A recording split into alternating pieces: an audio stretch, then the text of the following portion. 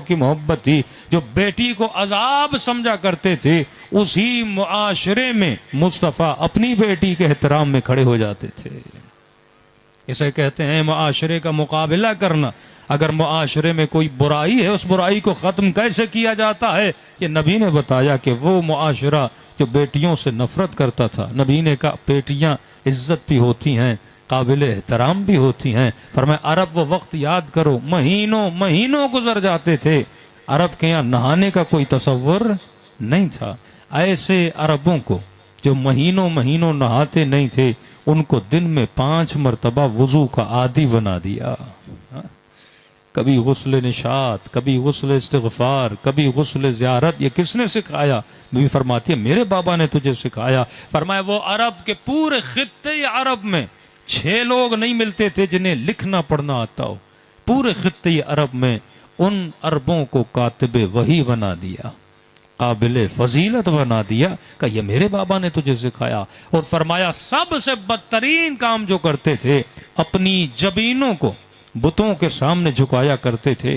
वो जबी जो सबसे आला तरीन मंजिल रखती है, फरमाया इस जबी को मेरे बाबा ने तुझे बताया कि जबी हर एरे गैरे के सामने झुकाई नहीं जाती, ये वहदहू ला शरीक के दरबार में झुकाने के लिए है। अब कहा कि आए अरबो, मैंने इतनी मेहनत की, मैं तुमसे कुछ मांगता नहीं, खुद बोल उठे आए हबीब खुदा, सोना चाहिए सोना देने के लिए तैयार हैं, चांदी चाहिए चांदी देने के लिए तैयार हैं, जिन फसलों पे हमारे दरख्त लगे हैं सब आपको देने के लिए तैयार हैं। का मुझे कुछ भी नहीं चाहिए। बिलाल फरमाते हैं नबी ने हुक्म दिया कि जाओ और बिलाल आवाज दो, अस्सला अस्सला अस्सला।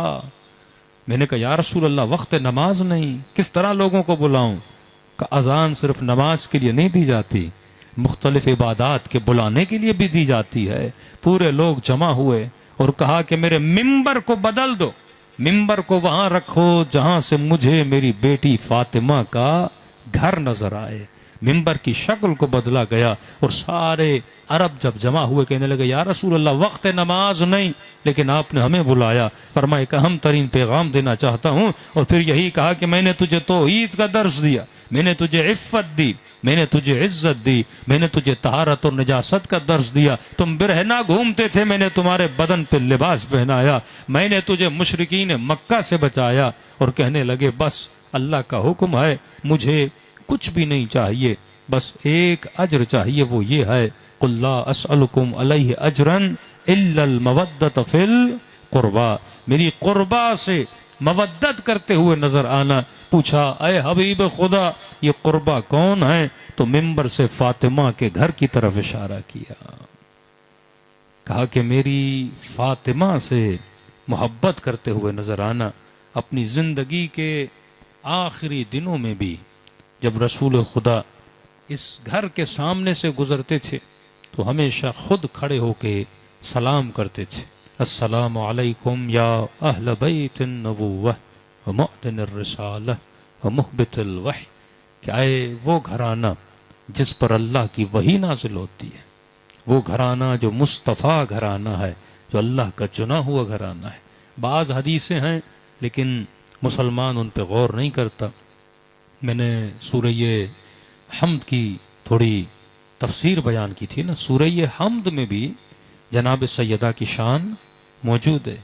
अगर इंसान अगर गौर से पढ़े ना, यानी कुरान का वो सूरा जिसे पढ़ना हर मुसलमान पर वाजिब है।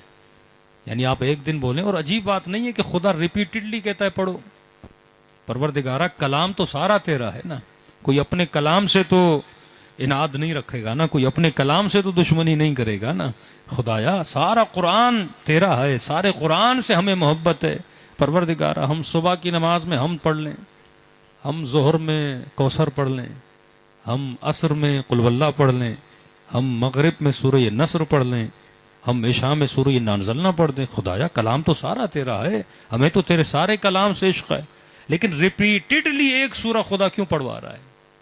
रिपीटेडली सुबह की 2 रकत में भी कहा सूरह हम पढ़ो, नमाज ज़ोहर की 2 रकत में भी कहा कि सूरह हम पढ़ो, नमाज असर की 2 रकत में भी कहा सूरह हम पढ़ो, मगरिब में भी क्या कहा सूरह हम पढ़ो।